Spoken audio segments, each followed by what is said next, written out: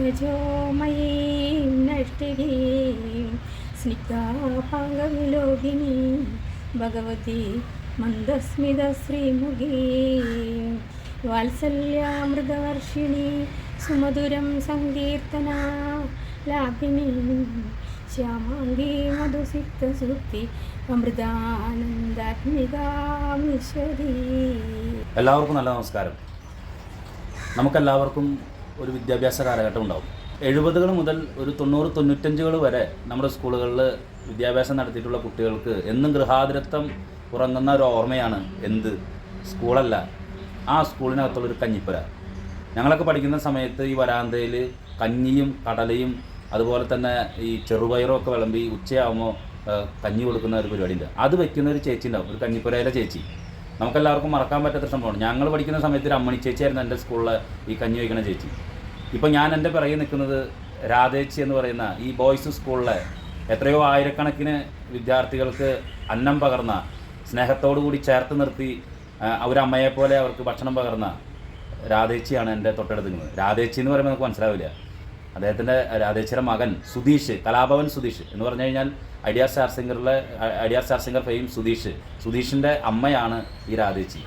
ആയിരക്കണക്കിന് വിദ്യാർത്ഥികൾക്ക് ഭക്ഷണം വിളമ്പി വളരെ സന്തോഷത്തോടു കൂടി ആ ഭക്ഷണം വിളമ്പുന്നതിനിടയിൽ കയറി വന്ന് രാധേച്ചി എനിക്ക് കുറച്ച് ചോറ് തന്നാൽ മതിട്ടോ എന്ന് പറയണം നമ്മുടെ കലാഭവൻ മണിച്ചേട്ടൻ ഉൾപ്പെടെ, മണിച്ചേട്ടൻ്റെ അനിയൻ ഡോക്ടർ RLV രാമകൃഷ്ണേട്ടൻ ഉൾപ്പെടെ അങ്ങനെ നിരവധി പേരുണ്ട്. ജീവിതത്തിൻ്റെ ഒരു പ്രത്യേക ഘട്ടത്തിൽ അന്തിച്ച് നിന്ന് പോയ സമയത്ത് ജീവിതം ഇങ്ങനെയാണോ എനിക്ക് തന്നിട്ടുള്ളത്, ഈ ജീവിതത്തിൻ്റെ മുഖം ഇങ്ങനെയാണോ എന്ന് അന്തിച്ച് രാധേച്ചി നിന്ന സമയത്താണ് ഒരു ടേണിംഗ് പോയിൻ്റ് പോലെ ജോസഫ് മാഷും വത്സമ്മ ടീച്ചറും എന്ന് പറയുന്ന 2 അധ്യാപകർ രാധേച്ചിയുടെ ജീവിതത്തിലേക്ക് കടന്നു വരുന്നത്. അങ്ങനെ രാധേച്ചി ഈ സ്കൂളിലേക്ക് കടന്നു വരുന്നു, പാചകക്കാരിയാവുന്നു. തുടർന്ന് അങ്ങോട്ട് 10 കിലോ അരിയിൽ തുടങ്ങി ഭക്ഷണം വെപ്പ് ഇപ്പോൾ 7 കിലോ അരിയിൽ വരെ എത്തി നിൽക്കുന്നു. ഒരുപാട് കുട്ടികൾക്ക് ഭക്ഷണം വിളമ്പിയും അവർക്ക് സ്നേഹം നുകർന്നും ഒക്കെ രാധേച്ചിയുടെ ഒരു അമ്മയായിട്ട് ഈ പാചകപ്പുരയിലുണ്ട്. മാർച്ച് 28 എന്ന് പറയുന്ന തീയതിയോടെ നമ്മുടെ രാധേച്ചി ഈ ബോയ്സ് സ്കൂളുമായിട്ട് വിട പറയുകയാണ്. കാരണം ഒന്നാമത് അസുഖബാധിതയായി, വയ്യാണ്ടായി. അപ്പോൾ രാധേച്ചി ഈ ബോയ്സ് സ്കൂളിൽ നിന്നും മാറുകയാണ്. ഞാൻ രാധേച്ചിയെ നിങ്ങൾക്ക് മുന്നിൽ പരിചയപ്പെടുത്തുകയാണ്. ഇങ്ങനെയും നമ്മുടെ സ്കൂളുകളിൽ ഓരോ ആളുകൾ ഉണ്ട്.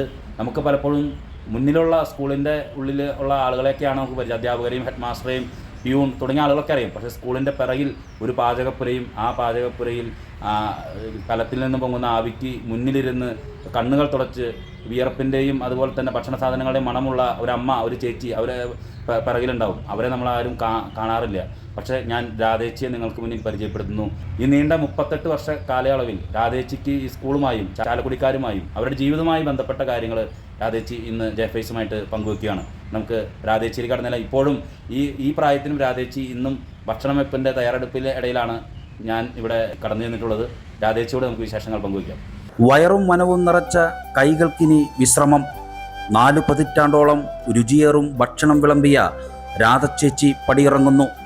ചാലക്കുടി ഗവൺമെൻറ് ബോയ്സ് ഹൈസ്കൂളിലെ പാചകക്കാരി കൂടപ്പുഴ ഉള്ളാട്ടിക്കുളം വീട്ടിൽ രാധാ ശശികുമാറാണ് 38 വർഷത്തെ സേവനം അവസാനിപ്പിക്കുന്നത്.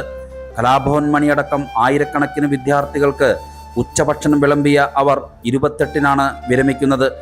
ഗവൺമെൻറ് ബോയ്സ് ഹൈസ്കൂളിലെ അധ്യാപക ദമ്പതികളായിരുന്ന ജോസഫും വത്സമ്മയുമാണ് വീട്ടിലെ ജോലിക്കാരിയായിരുന്ന രാധയ്ക്ക് സ്കൂൾ പാചകക്കാരിയായി ജോലി നൽകിയത്.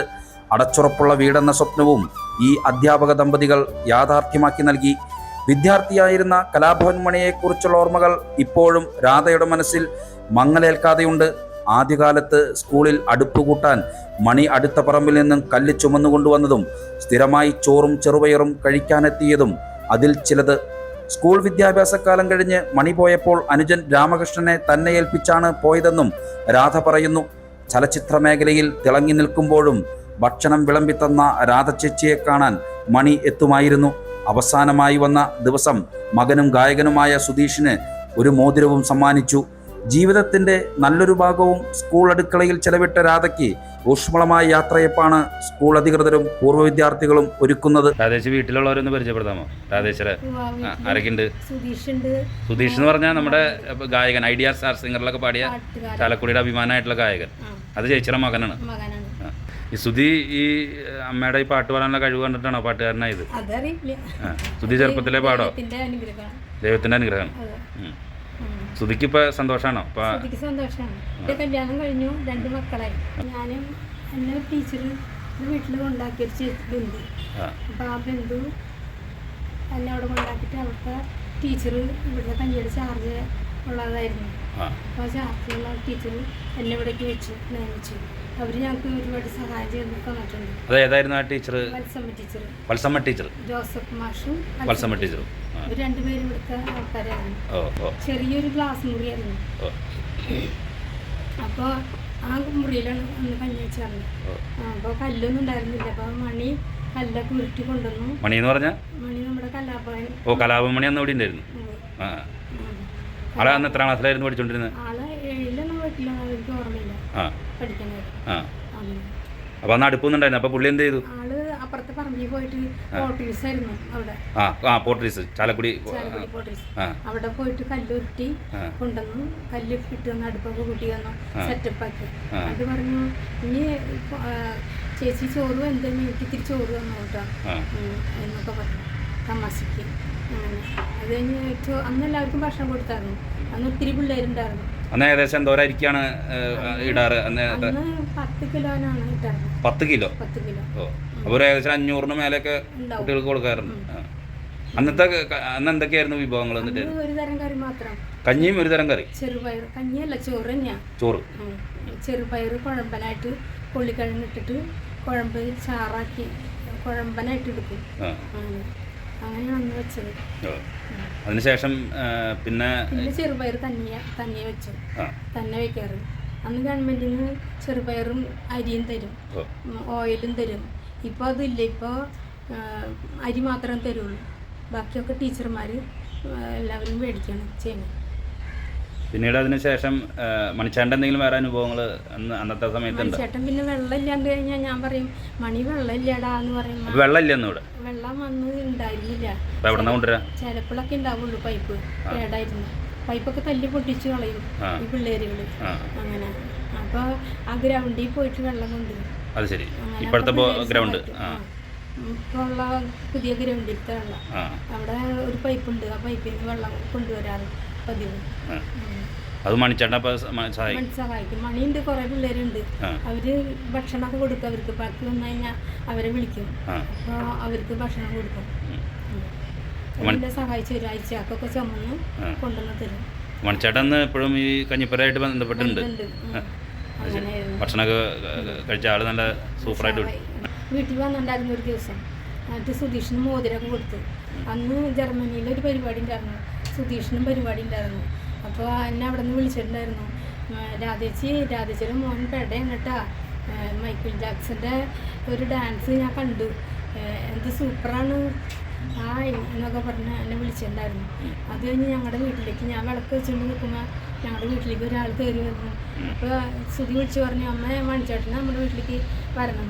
അപ്പോൾ ഞാൻ പറഞ്ഞു, മണിച്ചേട്ടൻ നമ്മുടെ വീട്ടിലേക്ക് വരേ എന്ന് ചോദിച്ചു. അപ്പോൾ ആന്ന് എന്ന് പറഞ്ഞു. അത് പറഞ്ഞ് നിൽക്കുമ്പോൾ ആൾ വന്നു. ഒരു മുണ്ട് എടുത്തിട്ട്, കാവ്യ മുണ്ട് എടുത്തിട്ട് ആൾ വന്നിട്ട് ഇവരൊക്കെ പറഞ്ഞു, അതേച്ചി അങ്ങനെയാണ് ഇങ്ങനെയാണെന്നൊക്കെ പറഞ്ഞു. ഞങ്ങളവിടെ കസേരയിരുന്നു. അപ്പോഴേക്കും ആൾക്കാരൊക്കെ കൂടി.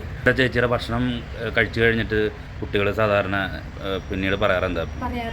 എന്താണ് പറയുന്നത്? പറയും, നല്ല രസമാണ്, അന്നത്തെ രസം ഒന്നും ആവില്ലുണ്ട് ചേച്ചി എന്ന് പറയും. ചെറുപയറാണ്? ചെറുപയർ കറി മാത്രമാണ് ഞാൻ. ഇന്നത്തെ പോലെ ഇന്നിപ്പോൾ 2 തരം കറി വെക്കും. ഇന്നെന്തൊക്കെ കറിയുണ്ട്? ഇന്നിപ്പോൾ ചെറുപയറും പരിപ്പും തക്കാളിയും ചാറാക്കിയിട്ട് ചെറുപയർ ഉപ്പേരി. അങ്ങനെ അന്ന് ചെറുപയർ മാത്രമേ ഉള്ളൂ. അന്ന് ഒരു തരം മാത്രം വെക്കാതെ പതിവുള്ളൂ. ഭർത്താവ് ഭയങ്കര കുടിയനായിരുന്നു. എപ്പോഴും ഉപദ്രവിക്കും. അന്ന് കുടിച്ചില്ലെങ്കിലോ നല്ല സ്നേഹമാണ് എല്ലാവരോടും. അത് അങ്ങനെ എന്നോട് മാത്രം ദേഷ്യം. കിടക്കാനിടയില്ല, വീട് ഇല്ല, പെരയില്ല. പിന്നെ വീട് ചോർന്ന് വലിച്ചിട്ട് പിള്ളേരെയും കൊണ്ട് ഞാൻ കുട ചൂടി മഴയത്ത് ഇരിക്കും. അങ്ങനെയായിരുന്നു. ഇടി വെട്ടുമ്പോൾ ഞങ്ങൾ ഒരുപാട് പ്രാർത്ഥിക്കായിരുന്നു, ഒരു വീടുണ്ടാവണേന്ന്. അങ്ങനെ വിചാരിച്ച് സങ്കടപ്പെട്ട് എപ്പോഴും പ്രാർത്ഥന കരച്ചിലൊക്കെ ആയിരുന്നു. അങ്ങനെ ഇപ്പോൾ ദൈവം അനുഗ്രഹിച്ചെല്ലാം നേടിത്തന്നു, ഈശ്വരൻ്റെ അനുഗ്രഹം. അപ്പോൾ ജോസഫ് മാഷും വത്സമ്മ ടീച്ചറാണ് ഇത് ചേച്ചിക്ക്? അവരാണ് ഞങ്ങളെ രക്ഷിച്ചത്. എനിക്ക് പറയാനുള്ളത്, ഇനി വരുന്ന ആൾക്കാർ എന്നെ പോലെ തന്നെ കഷ്ടപ്പെട്ട് കുറേ പേരുണ്ട്. ഇപ്പോഴും വർഷങ്ങളായിട്ട് അവർ കഷ്ടപ്പെട്ട് എന്നെ പോലെ തന്നെ നിൽക്കണം. ഗവൺമെൻറ്റിൻ്റെ ഭാഗത്തുനിന്ന് എന്തെങ്കിലും ഒരു ആനുകൂല്യം ഉണ്ടാവണം എന്നാണ് എൻ്റെ പ്രാർത്ഥന.